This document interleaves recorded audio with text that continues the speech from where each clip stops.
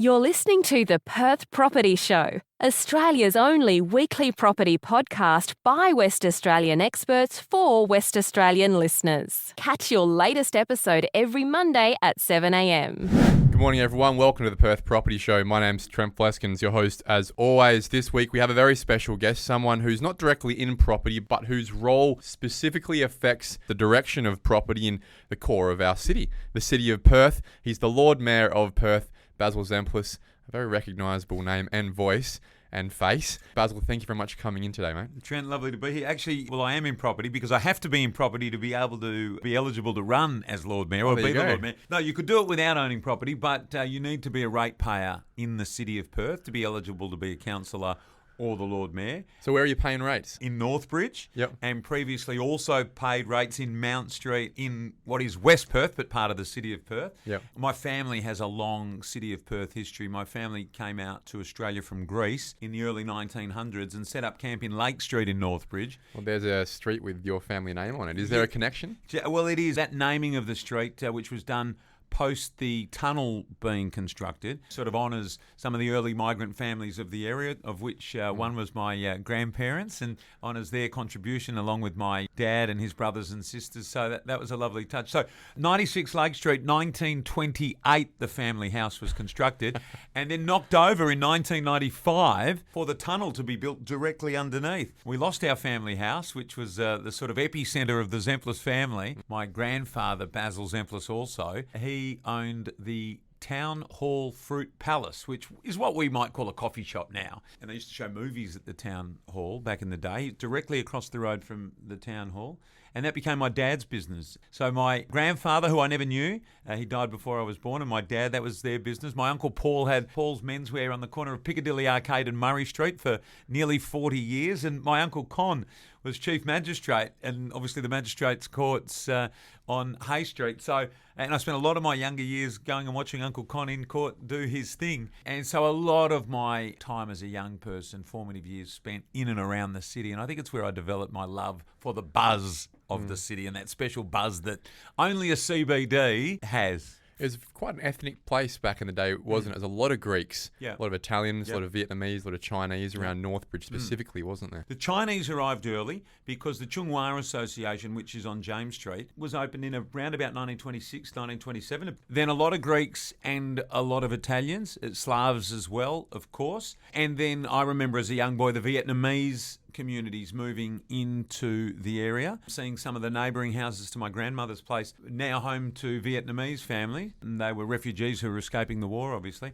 And then the second wave of Chinese immigrants coming. So Northbridge and Perth's always been multicultural. Actually, one of the things I love about my job is about 6 or 8 times a year I'm the presiding officer at the City of Perth's citizenship ceremonies. And I really love those occasions. I know of the opportunity, but also, I guess, some of the trepidation that those new Australians are facing, because my family faced it. But I'm confident when I speak to them about the message that, if you work hard here, if you do the right thing, this is still the land of opportunity and great things can happen here. And I think sticking with your community as well, the interesting thing about Perth is that over the decades, especially over the last 100 years, you'd say, you can see how, especially in property, the ethnicity of the communal push, whether it's most recently been South Sudanese or Afghanis or Indians, Vietnamese, English, Irish, they've come in waves, haven't they? Whether it's been opportunity for emigration or fleeing war or whatever it has been, and they've created communities around certain parts of Perth. You can easily say, you know what, City of Joondalup, full of Poms.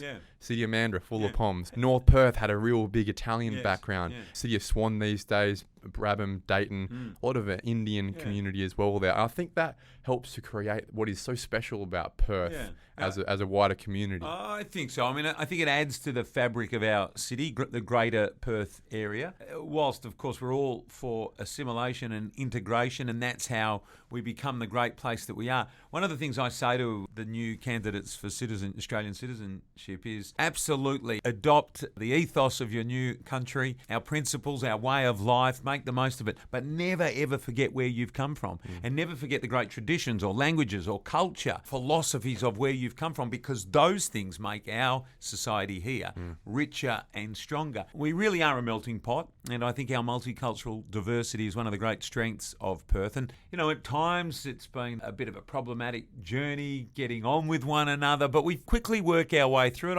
I talked to my dad who's 95, and I think back in the day it wasn't always easy being from an ethnic background, but I think it did make people stronger, and it made people look for opportunities. Property is an area where those that have arrived from Southern Europe have done particularly well. That's very true. And having to work hard to get ahead, saving money, maybe buying a property and then buying another one. Basic principles from almost any jurisdiction, but they have been very applicable here in Perth, and people have got on and done well because of it. Now, I want to ask an indulgent question, one that you might be uncomfortable with. Behind Nick Nat Nui and Mark McGowan, I'd say you're probably the most recognisable face, voice in Western Australia. There wouldn't be someone who I wouldn't have thought who doesn't know who you are, right? Okay. Is it a weird thing? Is it tough sometimes getting out and getting around and just being with the family? Look, do you sometimes say, Jesus? Yeah, it's probably not, Trent, because it's not something that was off and then someone flicked the switch and it was on, and it just happened. I mean, for most people who sort of burst onto the scene, they've never really burst onto the scene. They've been at it, working hard, working their way up to that level where finally people might know who they are or recognise them. So, broadcasting career's about 30 years old. And you chose that. Yes, and then a transition into the space that I'm in now. And there are a lot of similarities between them. But I've grown into this role. I started as a journo really when I was at uni in my early 20s and was working at 7 as a 22-year-old. So I've been in this space a long time. I love it. The recognition of people coming up to have a chat is something I'm very proud of. It means people know who I am, but it means they feel comfortable enough to come up and chat. And as it turns out, in both lines of work, that's exactly what you want. We're in the business of connecting. That's right. And if I've got a connection, that means that probably I'm on the right track. I'm a polarising figure. I know that. It's, in fact, something I'm sort of kind of proud of. But I know that even those who are not necessarily Basil Zempilas fans will feel like they can walk up to me and have a chat. I feel incredibly blessed. I mean, when you're presenting the news, or sport in my case, on the news, you're really being invited into people's homes. And I did that for 20 years sitting next to Rick and Sue. That's the ultimate invitation, really, to be asked to come into somebody's house or being given that opportunity. And so I've felt very blessed. I've felt loved and supported and held to account too by the local community, and I've loved it. You're held to account even more now as Lord Mayor, aren't you? Yeah. Have you ever received the scrutiny like you have over the last couple of years in the previous 30? Pretty similar. I've got to say that nothing has happened in this role that surprised me, not a single thing. Even the parts of the job that I was not as familiar with, for example, government relations or dealing with our community at a level where they might be applying for something from the City of Perth, those sorts of things. I hadn't done those things. Well, you would be a rookie and novice in those spaces when you walked in, right? In those spaces I am, and you'd be very familiar with this because our industries are quite similar also. And I often say to people, I'm not a property expert, but I've done okay with my own affairs. I'm not a finance expert, but again, I've done okay and managed my own finances. I'm not a legal expert. I'm not a building or construction expert, for example. But the role asks for all those things, doesn't it? It does, but what it really asks for, or the absolute role that you need to have a specialty in, is the people business. And 30 years as a broadcaster doing what I've done, I was always confident. Instinctively, I thought those skills will be transferable. Because what you really need in these roles, in the role of Lord Mayor, was an ability to be able to connect with people, to listen, to understand what people need or want, or what points they want to get across or what they're looking for. I felt as though I was going to be well equipped for that part of it, and I'm pleased to say that my instincts have proven correct so far. It's a people business.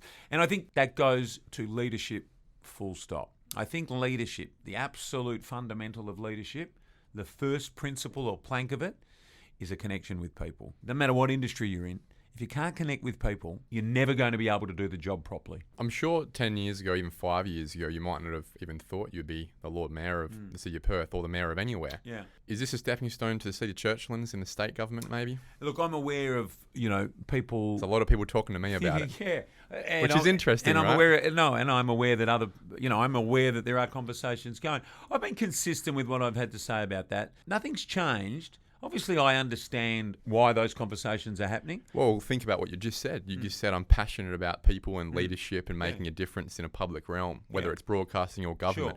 Surely in the state we're in at the moment, where we have a broken two-party system, we really have a one-party system right now, which is not good for anyone.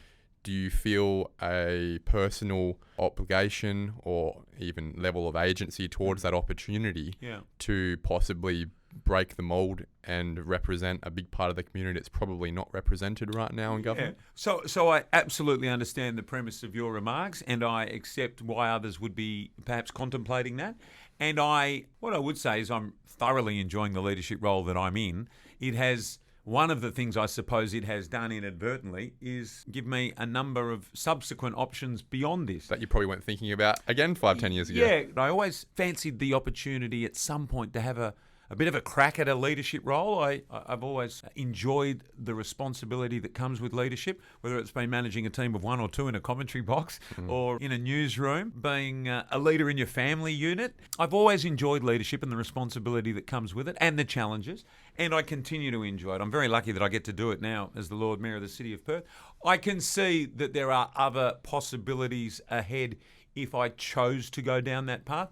But I can tell you, I haven't made any decisions about anything beyond being the Lord Mayor of the City of Perth right now. It's cool to look in your eyes and see that, because I feel that you're genuine about that. You haven't made that choice, and someone, I guess, with so many choices about what their future might hold, why would you right now? Let's see the cards unfold, and whatever pops up at the time, we'll make a decision. But right now, who'd not be happy being the Lord Mayor of Perth? And I do feel as though Perth is on the cusp, and I'm talking about the City of Perth and the core of our city in particular. I think it's on the cusp of an incredible era. So do I. The university is a game changer. We've all celebrated it. We all hoped it would be the game changer that it could be.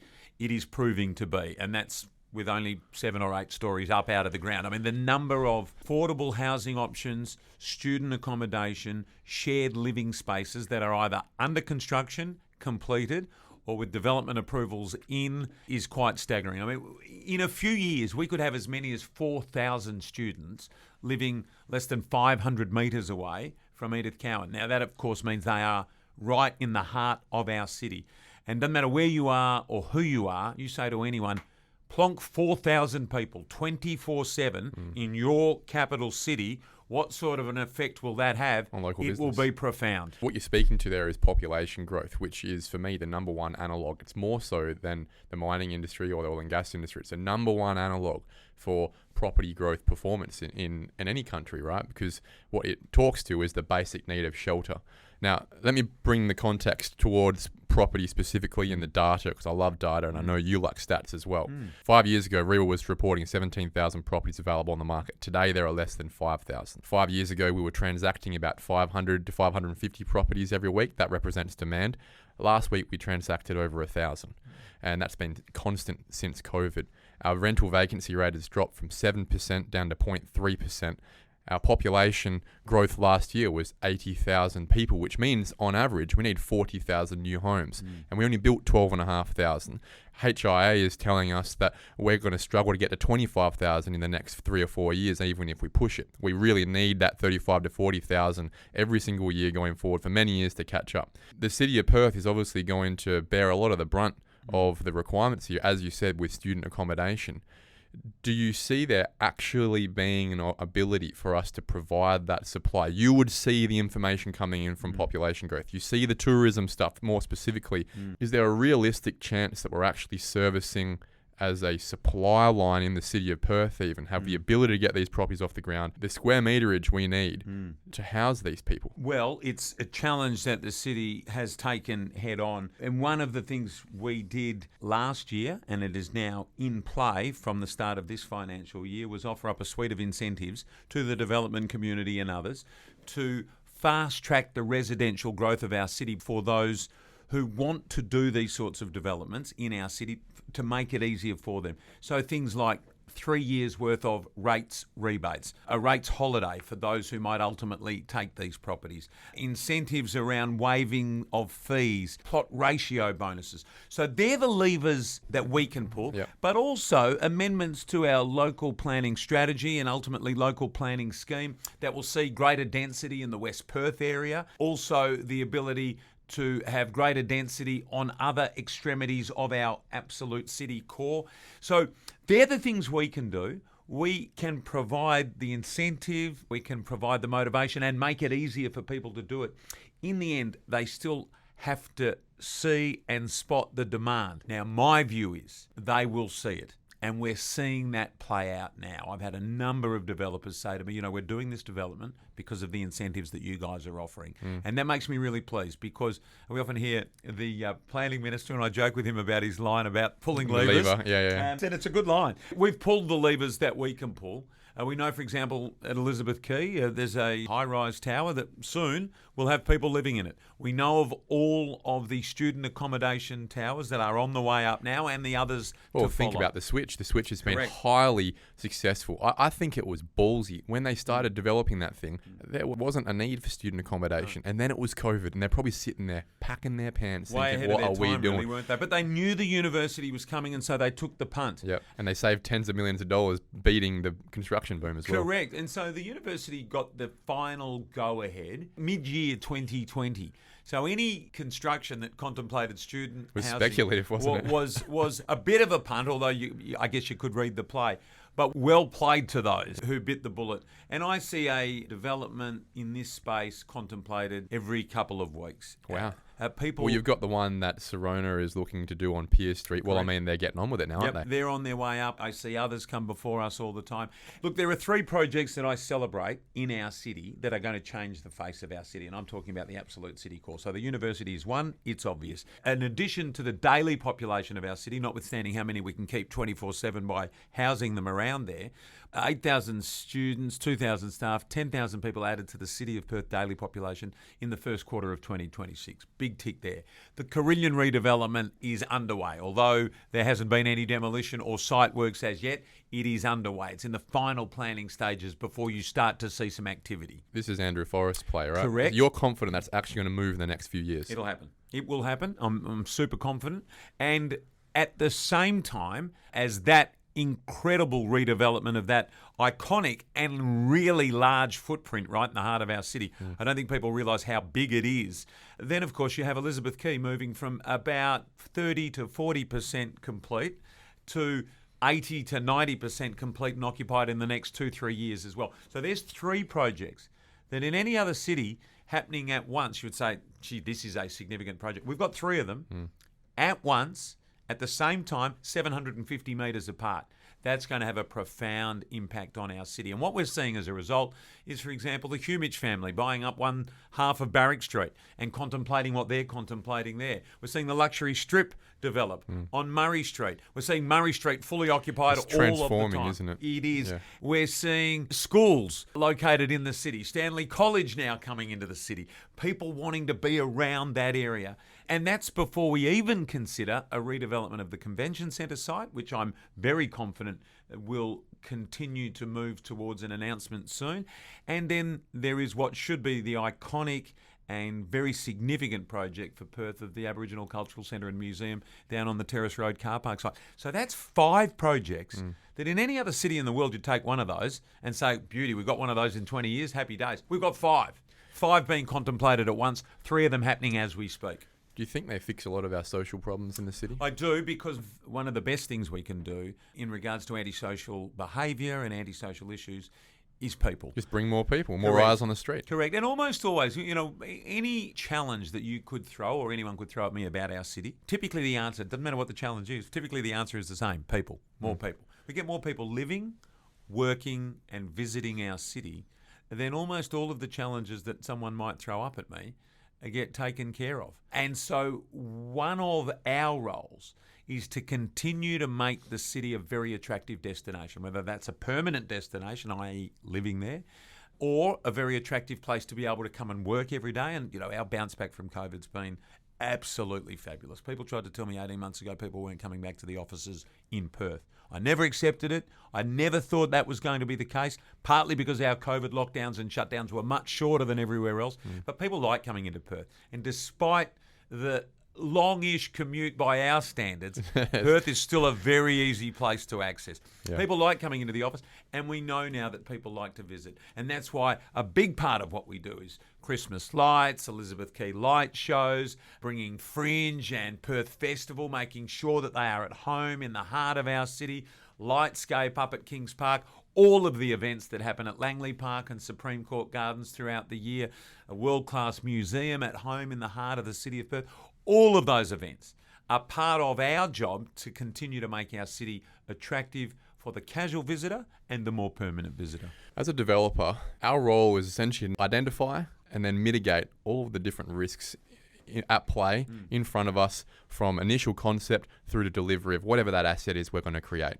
Now, one of the biggest risks that is so variable amongst the different cities is planning risk. One thing I think that most developers will recognise is, whilst they might not see a project that suits their financial requirements or their risk profile, the planning risk in the city of Perth has diminished massively over the last couple of years. Personally, I have an experience where on the fringe of the City of Nedlands, which everyone would deem to be one of the worst councils to have to deal with in a planning space, I've struggled with a DA seeking a slight increase to the height allowances on an R60 site, whereas a developer 5 doors down on the edge of the City of Perth went through with flying colours, being allowed 4 stories more than the acceptable height in the City of Perth. And that, for me, signals the City of Perth is telling everyone around, all the developers in Western Australia, we're open for business. Come to us with a good idea. We're not dogmatic about the regulations on height and these sort of things. If you come to us with an idea that solves a problem for WA and the City of Perth, then we'll back you in. And that is our philosophy, and I'm pleased, and thank you for saying so, and thank you for acknowledging it. And I also accept it's a bit easier for us in a sense. There's lots of discussion and commentary about the City of Perth and the state government's relationship, but one thing we are in lockstep in is this need for density in the city core. Be a part of the solution, not the problem. Correct. And so our local planning strategy, that's the overriding framework that guides future development in the city. That was approved by the state government earlier this year. Our planning team did an enormous body of work to get that ready. It contemplates all of the sorts of things that you've talked about, because that's what a modern city is. A modern city is a city that doesn't get in the way, that doesn't have onerous restrictions, makes development more easy. And the next body of work, our new local planning scheme, comes to Council in April of next year for endorsement. That will be followed by a period of public consultation, and then we'll go to state government for the final approval. We don't anticipate too many problems there. And it makes it clear for everybody. I've got an idea, I want to do something. You'll be able to know what's permissible and what's not. No grey areas, no confusion, and an understanding that, okay, they've made it very clear. Here's what we can do, where we can do it, how we can do it, away we go, let's do it. For me, that's leadership. You talk about leadership at the start here. In this situation, whilst the City of Perth isn't the state of Western Australia, it can't fix everyone's problems. What everyone clearly recognises is that the biggest problem we've got in WA is the supply of housing for the amount of people that live here. Therefore, how do we all be a part of that solution? And for me, that is the City of Perth leading the way. Whilst it may not be perfect in everything it does, in the big things that matter, and in this case, supply of housing, have absolutely led the way. And I think that the other local governments in West Australia need to take a look at that and go, you know what, we could lead too, we could follow that leadership. There's nothing wrong happening in the City of Perth. No one's got their arms up in the air. But stop being scared of this whole NIMBYism outcome. Let's be a part of the solution everywhere. It just doesn't seem to be that in the most important place where most people want to live, that leadership is being followed. Yeah, well, we're happy to provide a leadership role. Obviously, I'm certainly happy to do it. I do think in some ways our job is perhaps a little easier because we know that in the city and in the city core there is an expectation of what you might have or the sorts of structures you might have as your neighbouring properties. And people, when they come into the city to live, they make decisions about the lifestyle. And I don't think there's too many grey areas about what they're going to get. But I will also say Greater Perth or even inner metropolitan Perth. I think Perth is really growing up. There was a weekend not so long ago. I was in the city on a Friday night for perhaps our Twilight food market. There was something else on down at Supreme Court Gardens. I went to a couple of events as I would do. I had to go across to Vic Park and there was a festival over there. And then I drive back to where I live via Subiaco and on one of the parks across the road from from the old gates of Subiaco Oval. There was a Subiaco Street Festival. And I remember thinking, and I said to my wife when I got home, to me, and not just the city of Perth, but Greater Perth, certainly the inner core, feels like we've grown up because the neighbourhood events are also springing up now. And London, I think, is one of the great cities of the world. I think most West Aussies that go to London love it. It's just got something about it. There's always something going on. You turn around a corner and there's another little village you didn't know existed. And to me, that night, Perth had that feel about it. So we're growing up. We are coming to terms with ourselves. We understand that there are many that want a lifestyle close to the city, and I think as a result we're seeing those sorts of activities and activations that make it more comfortable and more attractive for people to live close to the city. That's a really good point. I want to segue from activation. And one place there's probably not just one, but one that has affected my life as I went to Trinity as a kid is East Perth. Yeah. And I think East Perth has been known for being the dead part of Perth. It's got the old cemetery, pardon the pun, but big car park, Queen's Garden, no one seems to really walk through much. You got the trots that not many people go to. It's so much land where not a lot's going on. And one big announcement has been made in the last year or so about that area, and that's the City of Perth's first primary school in 100 years. Yeah. Have you guys sorted it out with the state government about the land tenure and giving them the space to do that, and you guys get some money for the rest? Sure. So the deal's not done as yet, and we're going through our due diligence process as we are required to do. Obviously, it's a major land transaction for the City of Perth. So what's contemplated and what's been put to us by state government, I'm happy to share this because I think people will find it interesting on this particular podcast. So the 3 car parks that are across or adjacent to Queen's Gardens, they are covered by something called the Chevron Hilton Act, which dates back to around 1962. And what the Chevron Hilton Act effectively says to us is it's city-owned land, it's our land, but it prohibits any development. The only thing we can do with the Chevron Hilton Act sitting on those 3 parcels of land, which effectively is one big parcel of land, is operate them as car parks. So state government have come to us, and there have been inquiries and queries previously from previous administrations and indeed from our administration. And probably developers as well. Correct, about getting that lifted so that that land could perhaps find a higher and better use. So what state government have come to us with and asked for us to contemplate is they take 2/3 of that land. It's a significant chunk of land, obviously. 1.7 hectares. Something like that. And leave us with the remaining third, which is equivalent to about the front end of the car park. They would remove the Chevron Hilton Act. They would take their 2/3 and build the primary school. And they would leave the 1/3 for us unencumbered. So we could do what we want to do with it. So we're going through that process now to see that some of the things that, for example, we need to check. So let me just say this first.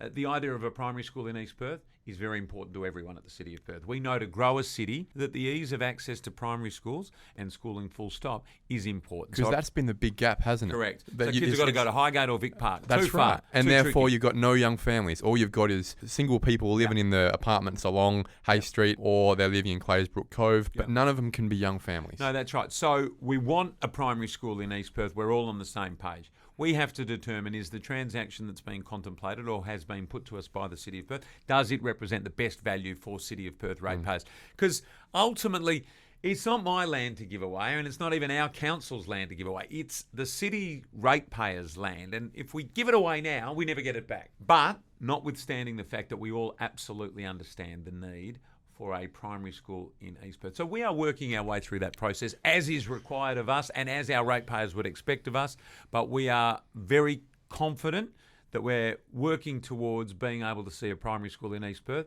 and we would welcome that next step being taken. So we're working out the dollars and cents. Maybe not super happy with the deal at the moment, but maybe we'll get there. I'm not saying we're unhappy with it, but we need to know, for example, that on the 1/3 of land that remains, that we could perhaps contemplate selling to a developer or build a high-rise car park to replace some of the car parking that we know is very popular. Perhaps it's 6 stories of car parking and then some development on top. But we need to know that, for example, right next to a primary school, we're going to be allowed to build a high-rise tower that might look into a primary school. So we need to do our homework. It all sounds terrific on paper, as most deals do, but we need to do the research and fact-finding on behalf of our ratepayers to make sure that the deal we do is the best deal for the City of Perth. So as long as we sort out those finer details within this decade, we've probably got a primary school in Well, East state Perth. government are very keen to have the primary school open for the first term of 2028. So It's actually not that far away. not far away at all. Yeah. I mean, the other side that was perhaps contemplated and could probably still be contemplated is the old water bank site next to your old school. Yeah. You know, It's still a water bank, It really. looks like a tip. Yeah. It looks like a cross between a desert, a tip, and a building site. We can do a lot better with that. And at the very least, we've advocated for a return to public open space, get some grass down, let Trinity bring some of their playing fields into there. Well, it used to be the old rugby slosh pit back in the day for the kids to get muddy on. Even if it's a temporary measure until such time as development techniques mean or construction techniques mean you can do a meaningful development there. I think the problem was it was too cost prohibitive to go down and what Lend-Lease were contemplating. That is potentially still a decent site for a primary school if for whatever reason this deal doesn't stack up. But that's not the approach that we're taking. We want to help make it work. We want to be delivery partners in a primary school for the City of Perth and for East Perth in particular with the state government. That's the mindset that we're taking into this. Northbridge, do you think it's got a high enough density allowance in terms of height in its space? There are places just north of the precinct that I think could really incentivise a lot more density to help with that part of that side of the tracks. And so part of our local planning strategy amendments and the ultimately the local planning scheme amendments will contemplate greater density there. Remembering it's interesting, so the City of Perth boundaries only go as far as Newcastle Street. Yeah. And I think most people... Most people wouldn't even know that. No, and absolutely fascinating that if you travelled along Stirling Street, for example, you're in Northbridge, cross over Newcastle Street, suddenly you're in the city of Vincent, but your suburb becomes It's still Perth, yeah. I mean, how confusing is that? So you leave the CBD, you go into Northbridge, you're still in the city of Perth, you cross over Newcastle Street, suddenly you're in the city of Vincent, but the suburb that you live in is Perth. So well, the same thing happened with West Perth, right? You've got West Perth, which is on the city side. You also have Leederville West Perth. Correct. Not many people understand that either. No, correct. In fact, not many people know that there is one area, and that is the area across the road, if you like, from the Satterley building up from City West. That little thin area between Railway and Cambridge that butts onto the start of Thomas and the end of Loftus, that is actually town of Cambridge. Which is nowhere near Cambridge proper. No, it's amazing, isn't it? So as well as Vincent, which everybody knows about, and obviously the city of Subiaco being on the other side of Thomas Street, and then the city of Nedlands being on the other side of our area down near QE2, Nedlands Crawley. We also have that little small patch of the town of Cambridge that adjoins our borders. Thomas Street down to behind the Wacker, to the river, and then from the river at Elizabeth Quay and Langley Park across to Newcastle Street, and then of course that area through Nedlands and Crawley, but not all of Nedlands and Crawley, and this side. So Steve's Hotel is not in the City of Perth, but across the road and back towards the uni is in the City of Perth. Yeah, it's very strange that Crawley, most people would think, it's got to be Nedlands, and that is exactly where my example was. You're in Crawley, you can develop, you're in Nedlands. Good luck, people. West Perth.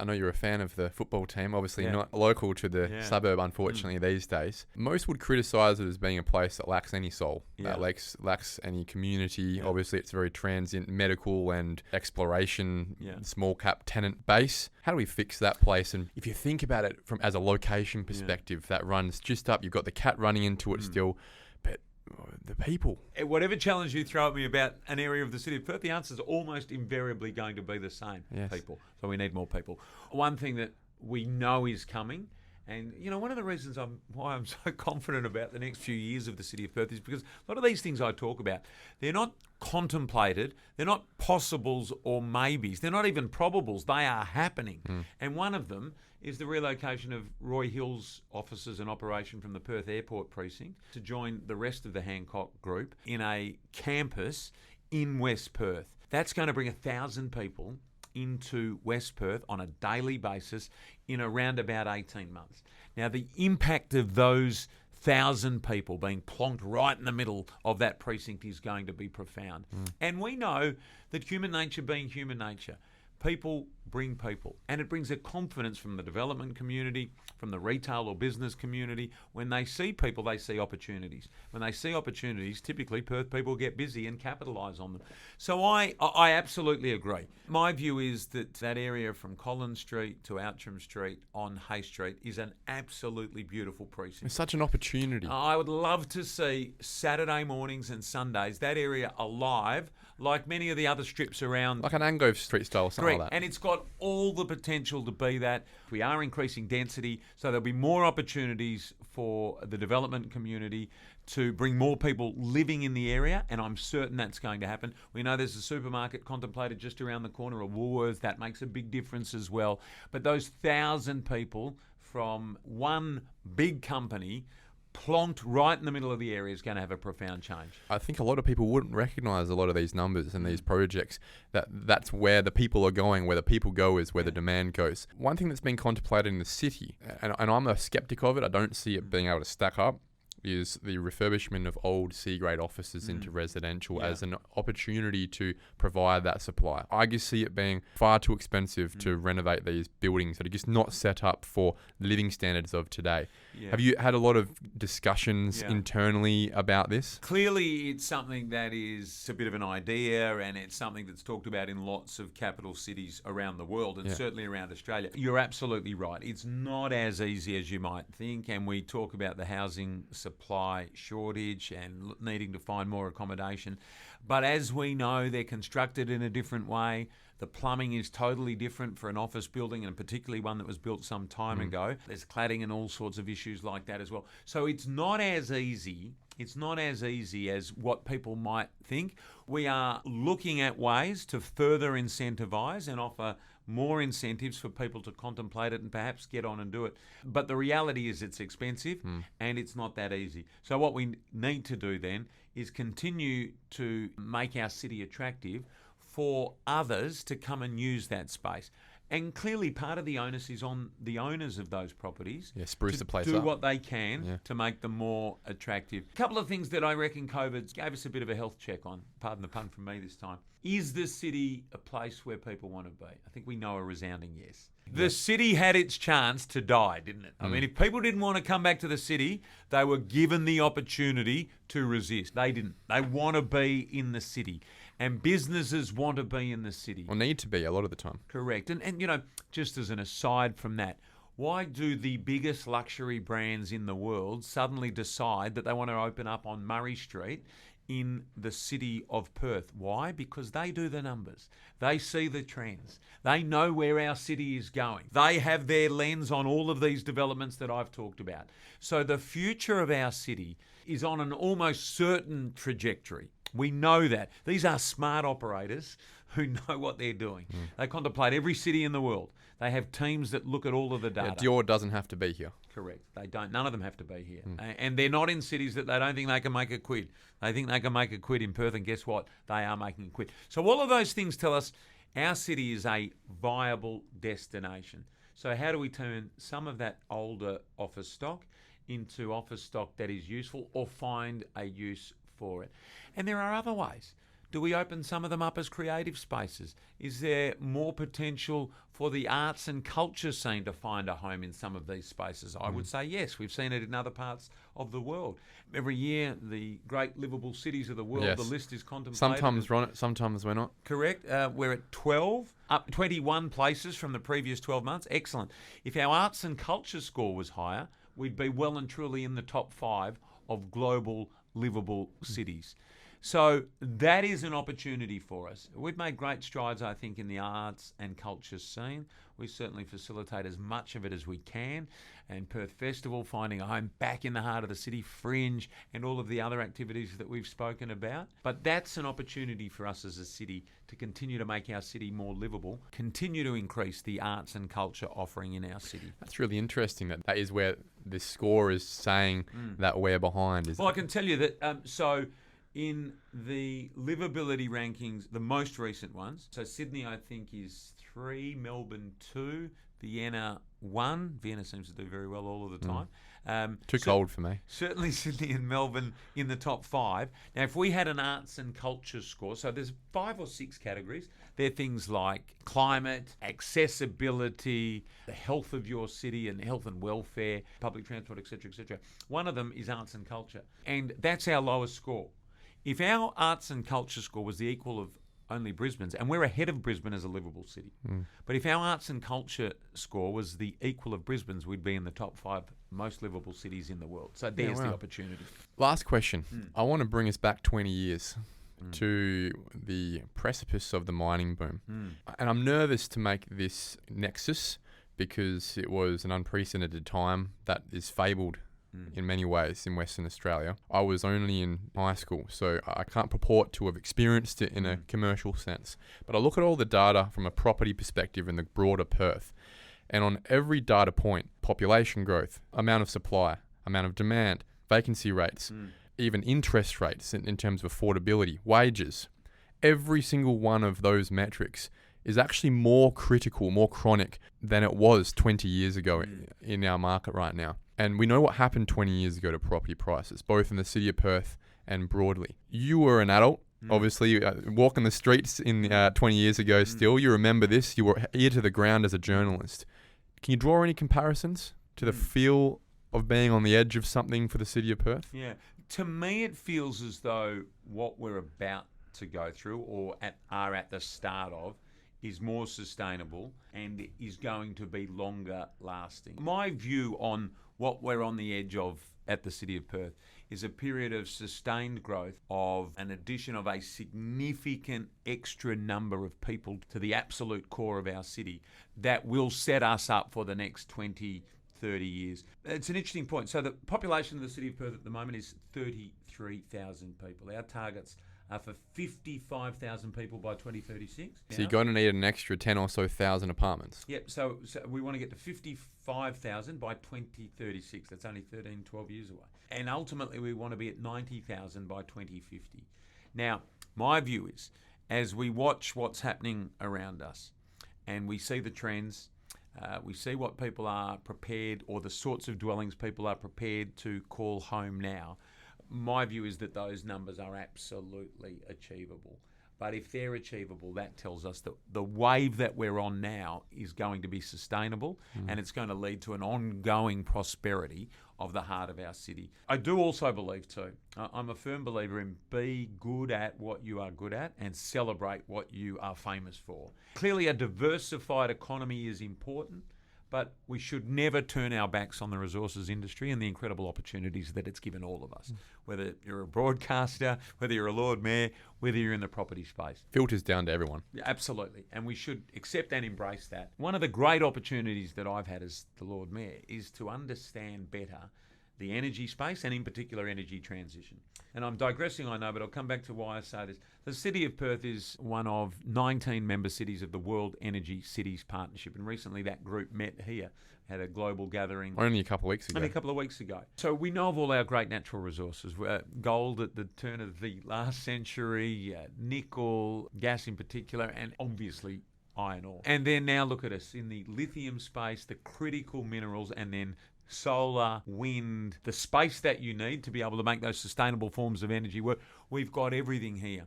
So the idea that our boom that comes off the back of resources and energy in particular might be tapering out, it's here for a long, long time. Our challenge, I think, as a city, but in particular as a state, is to absolutely maximise the potential of the great resources that we have. That's our real challenge. We've been pretty good at digging it up and shipping it off. What more can we do? Yeah, how do we add value?